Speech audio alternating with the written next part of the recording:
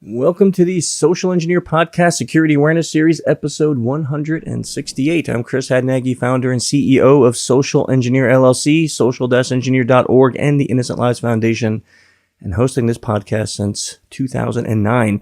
I'm joined by two co-hosts today. First, the trusty Ryan MacDougall. Ryan, thanks for joining, as always. Thanks for having me. Yeah, so I'm the Chief Operating Officer at Social Engineer LLC. I'm also the lead open source intelligence trainer for SECom, having taught many years at Black Hat, DerbyCon, and other private and public classes. I've been in the information technology world, effectively, for 24 years, and with the last 9 or so, focused on adversary simulation and security awareness. So it's good to be here. Thanks. And I'm also joined by Patrick Laverty. He's our new senior team lead here at SECom. Patrick, thanks for joining us today on the podcast. Oh, I'm so excited. And it only took 168 episodes for me to get here. This is pretty awesome now. Save the best for 168. That's it. That's it. We wanted to wait until we were worthy. I've been listening since the beginning. I was like, okay, maybe episode 2. No call this week. Okay, episode 3. And then finally, after 167, the call came. So I'm ready to go. This is great. Well, Patrick has a long history in InfoSec. You worked at Rapid7. You're a member of the CSIRT at Akamai. You organized the first social engineering conference, which is Layer 8, which is still happening this year. We'll talk about that later on in the show. And you live in Rhode Island, and now you work here helping our team lead all the social engineering work that we have going on. I do. I was so excited to join, getting to work with a team of professional social engineers, and every day working with each one of them is pretty exciting, and getting to learn new things with them as well is just a whole lot of fun. Yeah, and they say the same thing about you. So I don't know. I don't know about this. This is an interesting relationship going on here. I think it's working well. I think so too. Now, a few quick announcements before we get into our episode. This is sponsored by socialengineer.com, social-engineer.com. As you know, we focus, I know the name gives it away, it's hard to figure out, but we focus totally on social engineering. So if you are looking to understand how human-related attack vectors can affect your business and how you could stay protected against all the things that we see going on today. What is phishing? What is phishing? How do they affect your employees? How do they affect your supply lines, your supply chains? We are the company that can help you out with that. We do all sorts of simulated exercises to help you understand what it feels like to be attacked, as well as using our motto of leave them feeling better for having met you, so we can help you to focus on that ultra important point, which is education, so you could stay safe during these really, really difficult times. And if you are interested in social engineering, you can check out the website there, social-engineer.com. Find out more about our services. You can also jump over to our Slack channel if you're just an enthusiast and want to talk about any topic related to the psychology of social engineering, as well as we have people coming in sometimes looking for help with phishing or phishing vectors, or young guys and gals who are just looking to get in the industry. We've had 7 or 8 people find jobs through our Slack channel, so you could check that out. It's in the show notes. Also, it's on the Human Hacker and Social Engineer Twitter, where you can find that posted for the link to get into there. A huge shout out for Clutch, the best rock and roll band on the planet Earth. Plus Neil, personal favorite because he's on the board of ILF. But we love the whole band, and we love their music, and they are the ones who generously gave us the music for the opening that you are listening to. Unless you're on YouTube, then it's not there. But and last but not least, ILF, please check out the InnocentLivesFoundation.org. I'm just so proud of the folks over there. We are now well over 430 cases handed into law enforcement around the globe. We've just had a number of really good news where our team has helped stop actual predators who were preying on children, and organized groups who were preying on children. And now those people are arrested and are in prison. And that all happens thanks to the support of the community and people like you who have come in and helped us with donations and helped us with volunteering your time. So check out the work we're doing there, InnocentLivesFoundation.org. Okay, that's all of our announcements and housekeeping. Now let's talk about our topic today, because you're wondering, well, where's the guest? Well, the 3 of us here thought it would be great to get together and talk about, since this is the Security Awareness Series, some of the things that we see going on in the world today. Obviously, we can't turn the news on without hearing what's going on over in the Ukraine with the war that Russia brought onto their doorsteps, and the cyber attacks that occurred at the very beginning of that. Now, of course, people are focused on some of the cyber attacks that are occurring outside of the Ukraine, even here in this country, from Russian sources. And we thought it would be good just to talk about some of the things that we've seen and how it may affect your businesses, and some things and ideas that you can take away to maybe implement in your security awareness programs to keep you safe from some of these attacks. So, guys, what kind of things are we seeing going on here now with this situation over in Europe? Well, one of the main things that we see most times when a new either natural disaster or just general large news event happens, the malicious actors always go out and start registering domains. And so that was one of the main things that at least we noticed, and a lot of researchers started noticing that there are lots of domain registrations with Ukraine in them. Whether they're malicious or not, there's been a ton of them that have been registered. And I think that's going to be really important for phishing campaigns and defense against phishing campaigns, is knowing what's out there. And what are some of the things that you see people registering those domains for? Is it to try to maliciously raise money, or is it for other types of campaigns as well? Well, at least some of the research that I've seen is both sides, where there's charity scams going on for people that are trying to send money, but then there's also mock domains related to services in the countries that in the surrounding countries to try to get kind of access into the corporate networks that are in Ukraine, and then also the supporting people that are helping Ukraine out. They're trying to infiltrate those networks and try to get access into them to see either some information that allows them to know either troop movements or refugee movements or things like that. I think a lot of that's that's what their main focus on is. So let's talk about this topic for a bit, because there's a lot of companies that I've seen come out with doing some wonderful things to support people in the Ukraine, whether it's raising money. I know there was a whole movement from Airbnb where they were like, hey, just rent a house in the Ukraine. You don't have to even go there, and you can open it up and we'll let refugees stay there. I thought that was awesome, right? What a great thing. So let's say you're a company that wants to support people over there. And now we got this news that there's hundreds of domains being registered, and many of them can be used for malicious services. How do we tell people how they can stay protected from that, to know if they're investing in something real or not? I think some of the things that people can do is to look into the history of the site. Look to see how long that has actually been in existence. Maybe if it's a site that's only been looking to help for 2 or 3 days, maybe that's legitimate, but it might not. And there's probably other areas, other organizations that you can align yourself with that have been around for longer than that as well. That's a great tip. Yeah. What do you think, Ryan? Anything else? That comes into play with any type of charity that you're trying to help out. You need to do a little bit of research to figure out if the charity that you're wanting to give money to is the charity you're expecting to give money to, because charity scams have been around for so long that there's fake Red Cross sites, there's fake all kinds of charities, you name it, and there's someone who's tried to spoof it. So with this new development, there's going to be a huge uptick in that, and so you just have to go back to the tried and true charities that you're familiar with, go to their websites that you know and you're familiar with, and then maybe they can link around. The other major thing with the charity parts is that Ukraine was asking for Bitcoin donations, which just opened up a whole huge opportunity for cybercrime because people you look at a Bitcoin address and you can't memorize it, right? Unless you're really, really good at it. You're not going to memorize it. So you got to go to the places that are telling you, like Ukraine has posted their official Bitcoin addresses.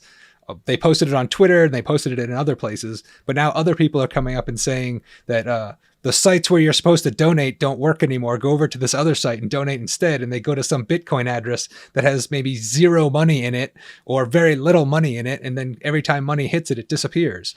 So it's, you got to, and when you're looking at the Bitcoin addresses that you want to contribute to, the ones that Ukraine posted have millions of dollars in them. So you can tell that that's going to, or you can more reasonably expect that money's going to where it's supposed to be going. If you're dumping into another wallet that has no activity on it or very small transactions, that might not be going where you think it is. Yeah, I remember covering a story when the first tsunami hit Japan back years ago, and there were fake charity sites within 8 hours up that were ranking high on Google. So yeah, you're right. It's nothing new, but I loved the suggestion about looking for reputable sources that we all know. If you really are interested in helping out, like that saying, hey, that Airbnb thing. Well, if you're on the Airbnb site, we all know that domain. So you can go there and you can read how they're supporting Ukraine, and you can do that. Whereas if you got an email from, Ukraine-Airbnb.com, you might have to question that. Is that really the right thing? And I think that going to a reputable source for information on how you can support some charity event or fundraising event for any catastrophe that you're trying to support, I think is probably the best advice that we can give, because you don't need to be technical to figure it out. I think that's part of the difficulty of the cryptocurrency donations, is that I think a lot of people who may or may not be familiar with cryptocurrency might not know how to research a wallet and see if it's active or not. And I think if you're willing to take that step to go donate that, you should take that first step to learn how to know whether the money's going where you think it's going before you decide to hand over your cash. Let's talk about another topic that I saw involving all of this, which was the CISA issued this alert that was focused on CIOs, because they were talking about how larger companies were going to start to see some of these attacks that were related to the things that were happening over in the Ukraine actually affecting them in, like, even here in America or in other countries. Let's talk a little bit about that topic and what some of those actions that were suggested are. What did you guys see in that? Yeah, I think you are referencing the Shields Up announcement from CISA. I know one of the things that they were talking about that I thought made a whole lot of sense was to make sure that if you even get an inkling that something might be wrong, to raise the alarm. Don't be afraid of false positives. If you see something that seems to be a little bit odd, it might be, and to try to have heightened awareness right now and to start bringing those things to people's attention immediately and rule them out as a false positive before just assuming it is. Yeah. And I am talking about that because I loved the second one where they talked about lowering reporting thresholds. I mean, I know we've talked about this, Ryan and I have talked about this on this podcast, where working with companies where they have policies that are punitive. Like if somebody gets caught, they're going to get fired, or they're going to get shamed, or they're going to get embarrassed. You'll see reporting ratios in those companies just in the garbage. Like they just don't happen. People are afraid to report. And I loved this suggestion from CISA about lowering those reporting thresholds because of what you were just talking about, Patrick. It's like, yeah, it's okay to have more false positives right now because maybe if you cast that wider net, we're going to catch the attack before it actually hurts us. And if we make the reporting threshold lower, then we can encourage people to start reporting things they see. And that may actually save us from any of the attacks that might come in. Well, and that also leverages into one of their other points, which was empowering the information security officers, like actually listening to them and including them in more risk conversations because they have an insight in that other parts of the business unit might not have. And so you should already be listening to your information security officers, but in this moment when they come up to you and say, we think we have a problem, maybe give them a few minutes and let them explain where they're coming from and not just shoot away or whatever that takes. Like, you want to step them up a little bit and include them in a little bit other discussions about maybe where you're doing business and how you're doing business. How does that relate to your cybersecurity risks? Yeah. Because in this situation, obviously the true positives are the things that we mostly want to find, but we would certainly rather be chasing around some false positives than is that what I'm trying to think of. We'd rather be going after things that aren't really happening than ignoring the things that really are there because we think, well, that's not a big deal. That's, just somebody, fat fingering their password when actually that is somebody trying to get in. We don't want to be ignoring things that could be valid. Yeah. And I think that's a valid point because And maybe that a part about empowering the CISOs, but then also involving other departments in it. Ryan and I were having a discussion with a company that actually employs social psychologists in their InfoSec teams. And I thought that was genius because they bring these people in to do two things. First to make sure that the information security team is looking at potential attack vectors from another angle. The angle of social psychology, like why would they be trying to do this? But then I think even more importantly, it was the messaging coming from information security to the company was being filtered through psychologists. So it wasn't the old adage of like the IT crowd where, it's like, you're dumb, move aside, turn it off and on again. It wasn't like that messaging. It was really centered around how to talk to the rest of the company so they felt at ease about the messaging that was coming out and also felt empowered to ask questions when things weren't clear. And I know look, we're a small company here, so we can't potentially hire a psychologist just to do that, right? For our small company. So I know not every company can do that, but I thought it was still a valid point to open up a discussion in involving other departments like your HR or legal or others to say, hey guys, like we have this issue, we're seeing more attacks in this area. We need to get this message across. Help us out. How do you think we can do it? When we work with clients that do that, we seem to see that they have a higher ratio for success because they've involved more people in the company in that important messaging. Yeah, and that's really important in general. Security awareness is just being able to know how to communicate, like whether it's in difficult situations or not. You need to be able to learn how to communicate with your different departments, and I think investing that amount of time is going to allow your communications to be much more effective. Yeah, I agree. And I think there was another interesting thing in that CISA Shields Up report. I've heard from some companies that start asking about tabletop exercises. And those can often be extremely valuable because what a tabletop exercise is for those of us who grew up playing Dungeons and Dragons, it's sitting around a table with the dungeon master or the person that's kind of running the entire exercise. And it is purely a theoretical exercise. But everybody that is participating has to participate in a realistic way. Now, the person that's running the exercise is going to be throwing all different types of scenarios at you and curveballs. But it's not so easy as when we usually sit in the meetings and somebody says, well, how's our backups? Yep, we're doing backups. How long is it going to take us to restore? Well, it's going to take us about 15 minutes to restore. Okay, great. On to the next topic. Well, when you start getting into some of these tabletops and they ask for, what is our policy on this? It's like, okay, we have a policy for that. The person might say, let me see it. And how long is it going to take to do this kind of thing? Well, it's going to take this long. How? Show me this. It's like, okay, well, now let's say that you tried to do that kind of thing, but you don't have that resource available anymore. The 3G towers were knocked out. Our phone lines are knocked out. The internet is knocked out. How can you send an email to other people on your team if we don't have internet? It's like, oh, I didn't think about that kind of thing. So a lot of times these tabletop exercises with a person who knows what they're doing and leading the exercise can really give you a pretty good idea of some of the various plan B, plan C, plan D that could come up in these types of incidents so that you're not first experiencing it when you're actually in the middle of an incident. And so why you not want to use be a D&D dungeon dice master during those? Yeah, use D&D dice during those. Where you throw like, is the power out? And roll a piece of roll dice. Yeah. Like, yes, the power's out. What do you do? Don't give them our trade secrets, Ryan. Don't give away our trade secrets. Now everyone knows how we run our tabletops for our clients with actual D&D dice. Yeah. Well, watch out for the orcs because they're always tough.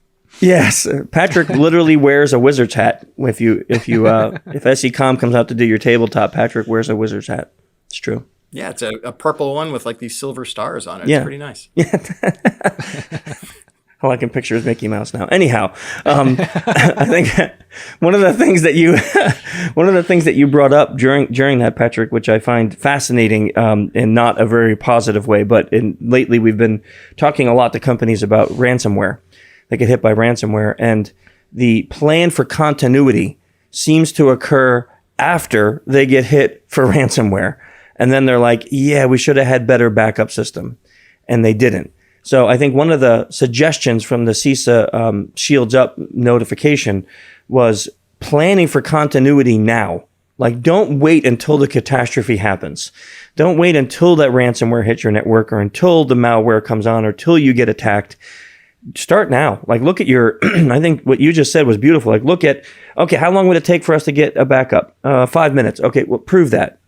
Run through that. Like, could you really get a backup in 5 minutes and 15 minutes in one day? Could you do that? When was your last backup? Where is it stored? Like all those things that are important to figure out and then realize, oh, that's a flaw. Like, oh, we can't. And fixing that now before you need it. I know when I talk to companies about that, they always look at, well, that's going to be a costly venture. Yes. Okay, let's not sugarcoat it. It's going to cost you some money. But what is it going to cost you if you don't do it? And then you get hit by ransomware. And how many days are you going to be down? Or maybe having to pay the ransom because you don't have a good backup. Yeah. And hoping they give you the actual decryption key. Yes. Yeah. That's part of the tabletop is, okay, so you paid the ransom. Now what? Like, do you get your data back still? What do you do after that? Roll the dice and tell me. Did we get it back? I don't know. Because it's true. Well, we hear those stories where they don't give it back after paying the ransom. And you also talk about the cost of the to restore and the cost of being down. And I think lots of times we go to financial. Maybe we think of credit card transactions where there are millions of dollars being transacted every second, every minute. So however long you're down, they're losing millions of dollars. That's probably where most people's head go to for the first time. But due to some other circumstances, my head sometimes goes to a different direction. What if you are unconscious on the operating table and the malware hits in a hospital and the power goes out? Like, there are lives at stake. Never mind millions, trillions, billions of dollars. Mm-hmm. There's lives at stake in hospitals if they get hit with the malware at a certain time. And you can't even say there's a good time or a bad time because hospitals are 24/7, 365. Where there's sick and dying people in there every minute of every day. So there isn't a good time for a hospital to be down. I don't know what is the level of preparedness for that kind of outage as well. I mean, that brings it to a whole new level of having to stress, right? Thinking about that, because you're right.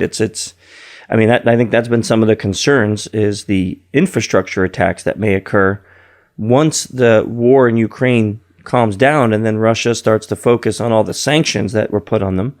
Will they then start, cyber warfare against the countries that sanction them, and America being one of them? And we all know how vulnerable all of our systems are when it comes to SCADA and what runs our power and infrastructure.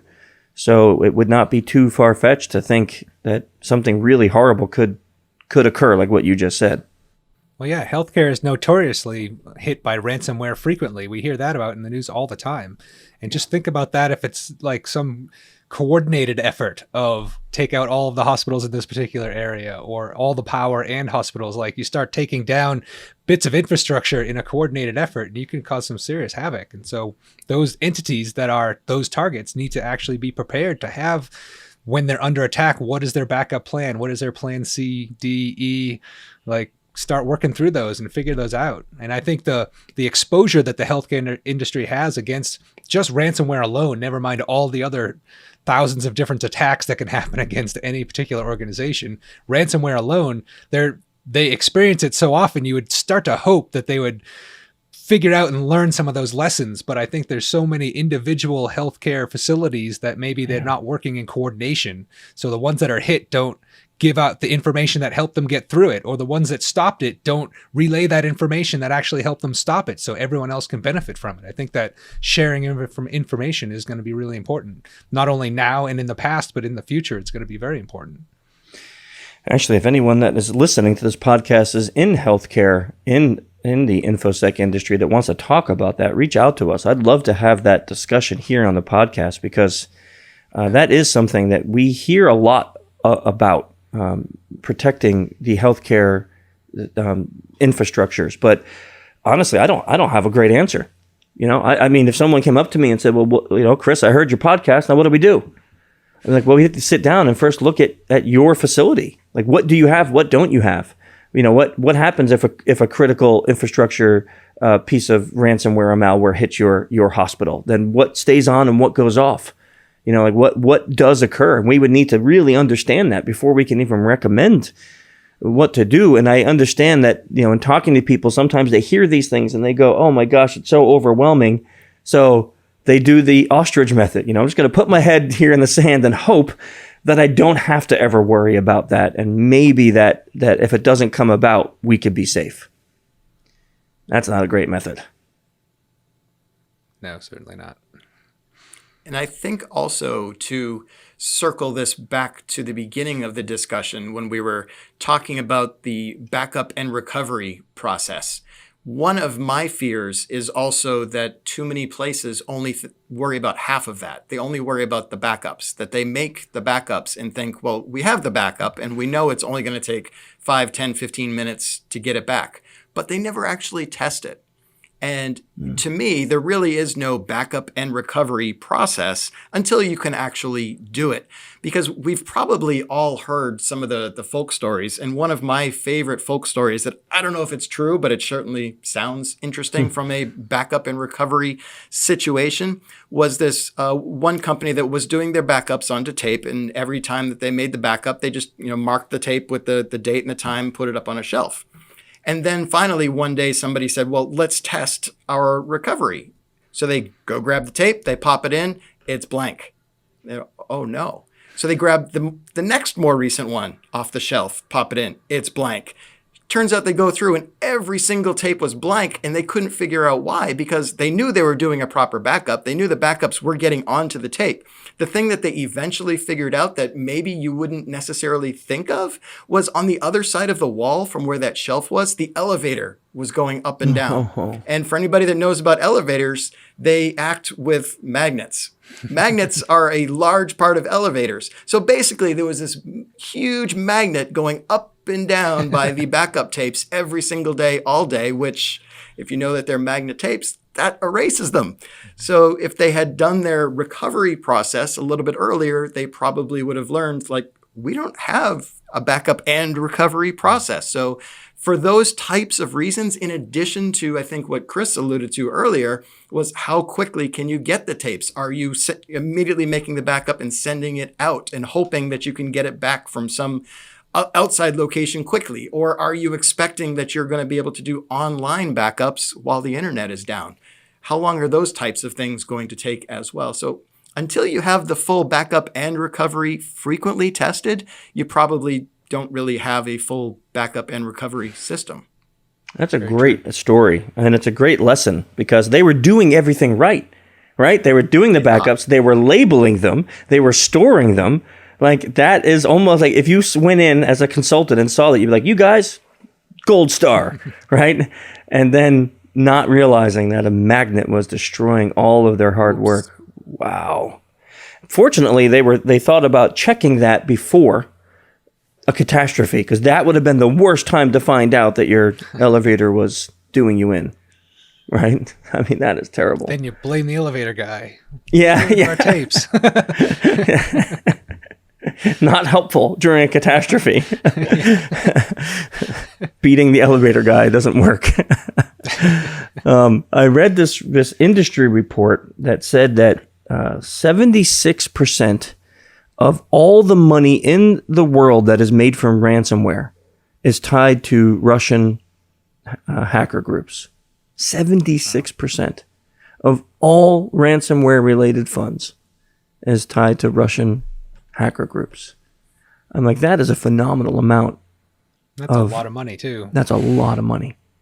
That's a lot of money because, I was talking to some people who do threat analysis and looking at threats going around the globe, and they were talking about how they see the increase in things coming from Russia in that area against manufacturing, gas and oil here in this country and things like that. And, it's not so much government related right now. They're coming from these ransomware groups, but they're stationed out of Russia. And at one point, I think it was Dave Kennedy, he was even saying he was on a news program, he was saying that they're not even caring at this point to try to obfuscate it. They're just like, yeah, we're coming from Russia and we're scanning your network. And they're like, we don't care, And, before they would at least try to like tunnel it through a couple different proxies to be like, oh, we're not coming from there. We're in Texas, and now they're like, yeah, .ru, we don't care, and that shows you a whole different attitude towards this too, is that, I think one of the things that CISA said is people need to start planning for these attacks because it's almost evident that it's going to occur. And it would be very silly of any of us, no matter our size, to think that it won't affect us. Because even if they don't come after our tiny little company, they're going to come after resources that we have and resources and companies that we use that are much larger, and that could affect us, right? Taking out our bank or taking out our server house, that's going to affect our business. Mm-hmm. So yeah, we need to be ready for these things, no matter the size of our company, thinking about how we can stay protected if these things, or when these things occur, not if. And it's also about not losing focus, right? So right now we're in the middle of a situation that's causing people to put all their guard up and look at things. But once this situation passes, which hopefully it will, once this situation passes, there's just going to be another situation. Or maybe in the lull between these incidents, that's when something's going to happen. So it's not so much being ready when you know something's happening, it's being ready even when you don't know something's coming. That's a great point. And that was one of the things that I also learned when I was working in incident response and watching logs, is that if you think that your website is not under attack, you're wrong.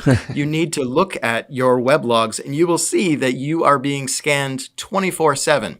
Now, it might not necessarily always be directly targeted, because you will see things like Windows paths against your Linux servers. So these are just like point, shoot, spray at the entire internet looking to get into anywhere. Mm-hmm. But your site, your infrastructure is constantly under attack. And some of the other fun conversations that I like to have is with just the little mom and pop shop down the street that are just running their tiny little website off of the server. And they might think, well, mine is basically just a brochure website. Nobody cares. I don't have anything on there that anybody really cares about. And it's like, you're right. They don't care about your shop, your site, your brochure. It's what you were just talking about, Chris. They care about your resources. Yeah. They care about using your server as a jumping off point.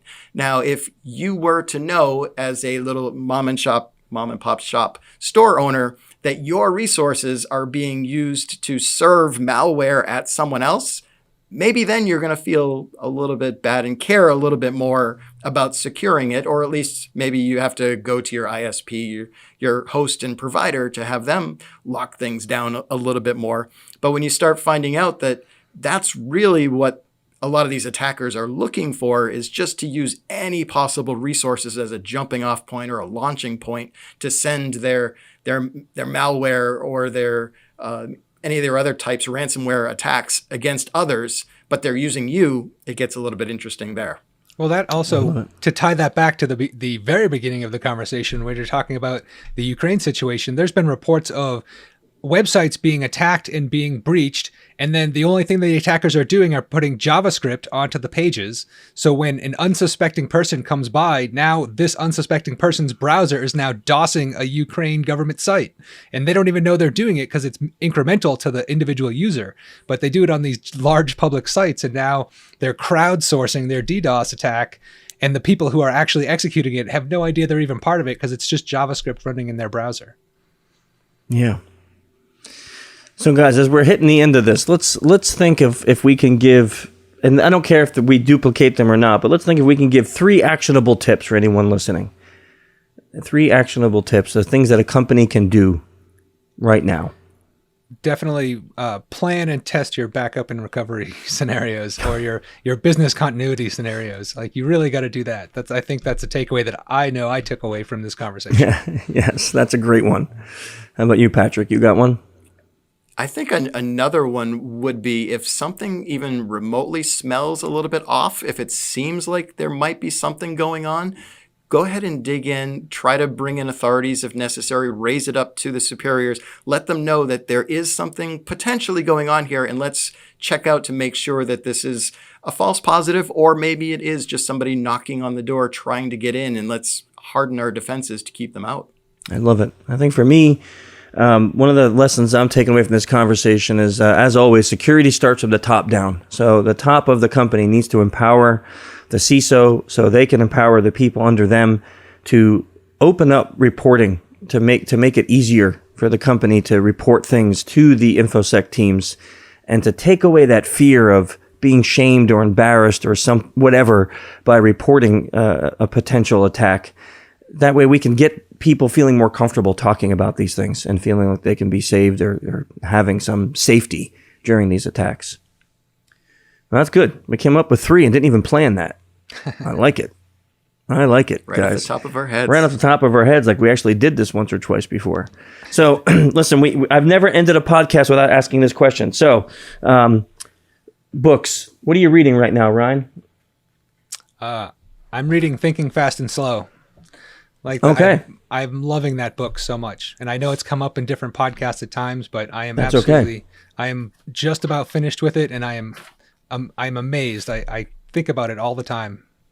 That's awesome. That's great. That's a good recommendation, and it's a good book. So thanks for bringing that one up. How about you, Patrick? What are you reading?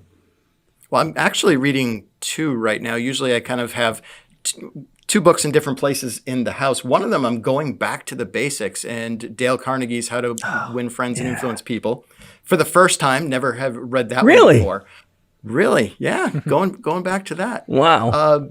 But another one that I'm actually reading is affecting my life and also can potentially affect others is if you later in life get diagnosed with ADD or attention deficit disorder, there's this Delivered from Distraction book that I really like, which Wonderful. has some great tips and advice and things that you can work on that helps people with ADD. And it's a life changer once you actually do get the diagnosis and start understanding that there are certain things that you can do, whether it is, you don't even need to have medication. That can be a choice if that's something that you want, but there is also coaching available that can help you with various tips on working with your ADD. Thanks, Patrick. Literally just yesterday, the day before, I was in a conversation with a guy in my workout group who got diagnosed as an adult with ADHD. And he said it was so difficult just to get answers, so hard to find a path. And his whole childhood, he suffered with it, but his parents just told him he was lazy or didn't listen well or whatever. So now he gets diagnosed and he doesn't know what to do. And I'm like, oh man, I'm so sorry. I don't have any answers, but I'm gonna send him the title of that book. That's amazing. What a great recommendation. Thanks for that. Like you, I'm constantly reading multiple books. So right now I'm still, I know I brought this one up before, but I'm still reading Fixed from Amy Herman because it's amazing, and I slowed down. And I just started this book, which is Going Pro, the deliberate practice of professionalism. It was recommended by my COO at ILF.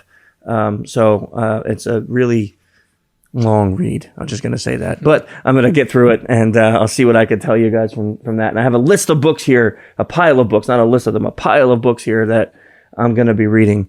So yeah, but now we got some good recommendations for people who are listening. Well, guys, I think this ended up being a really good podcast with some good actionable tips that aren't just centered around Ukraine, even though right now that is our focus. But I think anyone listening to this podcast can take those three action steps and implement them in your company, and be able to hopefully weather the storm that's on our shores right now. And if anyone's got any other ideas, please reach out to us. We'd love to hear your tips and tricks. We can add them to the podcast. And like I said before, if anyone listening is in the healthcare industry and has worked on that particular problem of how to keep healthcare safe and secure, especially with being the fact that it seems like healthcare is a little bit behind the 8 ball with a lot of these things, we'd love to talk to you on here if you can.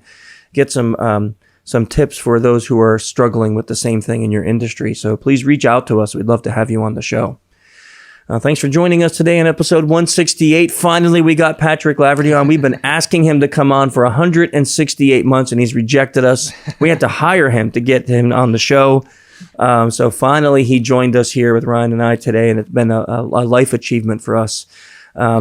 Thanks for joining us. And next time in the Security Awareness series, we're going to be with Adam Glick from Simply Safe. That will be an interesting conversation then, too. See you next month.